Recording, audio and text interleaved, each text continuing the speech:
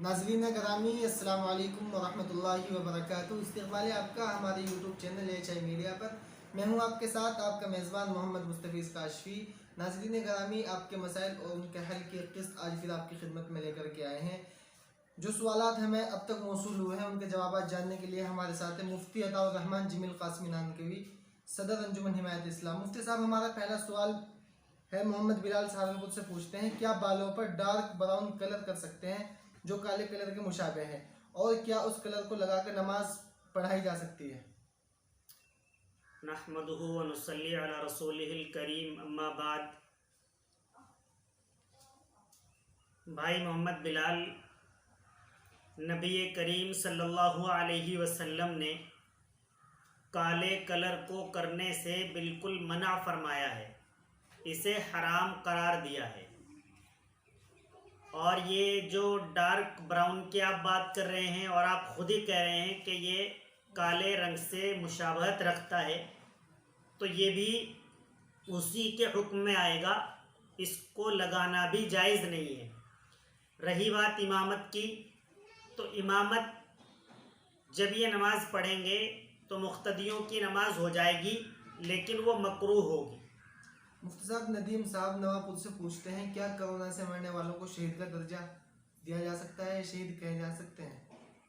नदीम भाई, corona virus से इंतकाल करने वाले लोगों को, जैसा कि नबी करीम सल्लल्लाहु अलैहि वसल्लम का फरमान है, जो टीबी से मुताल्लिक मरीज़ हैं उनको शहादत का दर्जा दिया जाएगा। तो इसमें कोरोना वायरस में भी फेफड़ों की भी कुछ बीमारी बनती है जिसकी वजह से टीबी तक पहुंचती है।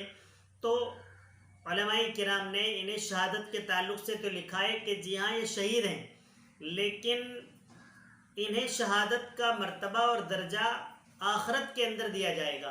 दुनिया के अंदर जो शहीद को गुस्ल और कफन नहीं दिया जाता है, जैसे कपड़ों में शहीद होता है ऐसे में ही दफन कर दिया जाता है, तो कोरोना वायरस से इंतकाल करने वाले लोगों के साथ ऐसा नहीं होगा, बल्कि उन्हें दुनिया में गुस्ल और कफन दोनों चीज़ें दी जाएंगी और आखिरत में उन्हें शहादत का दर्जा जो मिलता है वो दिया जाएगा। नदीम भाई एक सवाल और पूछते हैं, वो मालूम करते हैं, क्या कैंसर से मरने वाला शख्स शहीद है? कैंसर से मरने वाले शख्स की शहादत के बारे में नहीं मिल पाया, ये शहीद नहीं है। दिल्ली से जावेद अख्तर पूछते हैं, मूर्तियों का कारोबार करना, उनको बनाना कैसा है? मूर्तियों के कारोबार के ताल्लुक़ से समझने की बात यह है कि मूर्तियों का कारोबार जो बनाने का होता है उसमें दो तरह की मूर्तियाँ होती हैं। एक मूर्ति तो बनती है मिट्टी की या पत्थर की या ऐसे केमिकल की, जो मिसाल के तौर पर अगर टूट जाती है उसके बाद उसकी कोई कीमत नहीं रहती है, लिहाजा उसकी कीमत ख़त्म हो जाती है। तो ऐसी मूर्तियों का बनाना भी हराम है और ऐसी मूर्तियों से जो आमदनी हुई वो भी हराम है। एक दूसरी मूर्ति होती है सोने की, चांदी की, पीतल की, तांबे की, इस तरह की अगर मूर्तियाँ बनाते हैं, ये अगर बाद में इसे फ़रोख्त करते हैं, अगर टूट भी जाती है तो भी इसकी कीमत बाकी रहती है, ये ख़त्म नहीं होती है।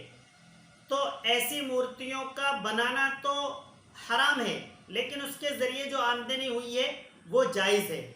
लेकिन कुल मिलाकर जो बात है, ये मूर्तियों का बनाना और जिन चीज़ों का शिर्क में इस्तेमाल किया जाता है, ऐसी चीज़ों को बनाकर फ़रोख्त करना, ये जायज़ नहीं है। और क़यामत के दिन इसके बारे में बहुत सारी वईदें आई हैं जो लोग इसका कारोबार करते हैं। मुफ्ती साहब, मुजफ्फरनगर से एक भाई पूछते हैं, एक फरीक ने दूसरे फरीक की ज़मीन पर कब्जा करके मस्जिद बनाई हुई है, क्या उसमें नमाज हो जाएगी? नीज़ दुकानें भी बनाई हुई है, क्या उनके किराएदारों के लिए कारोबार और आमदनी हलाल है? ज़मीन को कब्ज़ा करके उस पर मस्जिद बनाई हुई है और मस्जिद के अंदर नमाज अदा करते हैं। जो ज़मीन कब्ज़ा करके मस्जिद बनाई हुई है, उस ज़मीन के, उस मस्जिद के अंदर नमाज पढ़ना मकरूह है। और जो लोग दुकानों के कारोबारी हैं उनके लिए कारोबार और आमदनी दोनों चीज़ें जायज़ हैं। मुफ्ती साहब, कारी एसरात साहब पूछते हैं, एक औरत ने बच्चा उठाया और गोद लिया, परवरिश की, उसकी शादी की और उसके बच्चे भी हुए, क्या ये वरासत के माल में वारिस होगा? जो बच्चा गोद लिया जाता है वो वरासत के एतबार से उनका बच्चा नहीं बनता है, हक़ वरासत उस पर साबित नहीं होता है। वो वारिस इस एतबार से नहीं बन पाएगा कि वरासत के माल में से तकसीम करके उसको दिया जाए शरई एतबार से। अलबत्ता अगर आप मोहब्बत में देना चाहते हैं तो ये बहुत अच्छी बात है, दे देना चाहिए। और इसके अलावा अगर बच्चा बड़ा गोद लिया है तो फिर तो वो माँ पर्दे के एतबार से भी उससे नामहरम ही रहेगी। लेकिन अगर बच्चे को 2 साल से कबल लिया है और ख़ुद दूध पिलाया है तो वो रज़ात के एतबार से उसका बेटा माना जाएगा। मुफ्ती साहब, एक शख्स ने 2 साल कबल हज किया, अब वो हल्फनामा देकर या झूठ फरेब की शक्ल को इख्तियार करके 5 साल से कबल हज कर रहा है, तो क्या ऐसा करना दुरुस्त है? अगर किसी मुल्क ने यह कानून बनाया हुआ है कि आप 5 साल से पहले हज को नहीं जा सकते हैं, अब किसी शख्स ने 2 साल कबल हज किया, अब वो इस काबिल है, पैसे वैसे सब चीज़ हैं कि वो दोबारा हज कर ले, लेकिन उसे वहाँ लिख कर ये देना पड़ेगा कि 5 साल या उससे ज़ायद हो गए हैं। अब वो हलफनामा पेश करता है कि मुझे 5 साल या उससे ज़ायद हो गए हैं, दर हकीकत उसने 2 साल कबल हज किया था। तो अब वो झूठ और फरेब का इस्तेमाल कर रहा है जो गुनाह है, इसका आपको गुनाह होगा और आप इसकी वजह से अपने पैसों को भी ज़ाय कर सकते हैं और ज़िल्लत भी उठा सकते हैं अगर पकड़े जाते हैं। लिहाजा ऐसा करना गैर मुनासिब है, नहीं करना चाहिए, लेकिन अगर कर लिया तो वो हज हो जाएगा।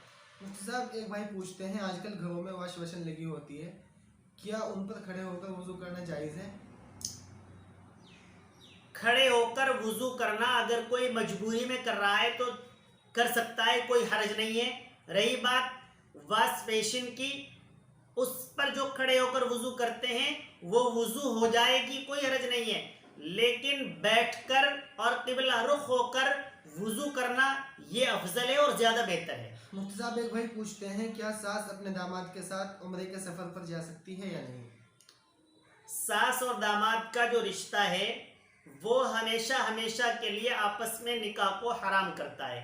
सगी बेटी का शोहर, सगा दामाद, अगर ये दोनों सफ़र करते हैं तो ये कर सकते हैं, जायज़ है, कोई हर्ज नहीं। मुफ्ती साहब, आखिर एक सवाल ये है आपसे, नाबालिग बच्चा मौज़िन बन सकता है या नहीं?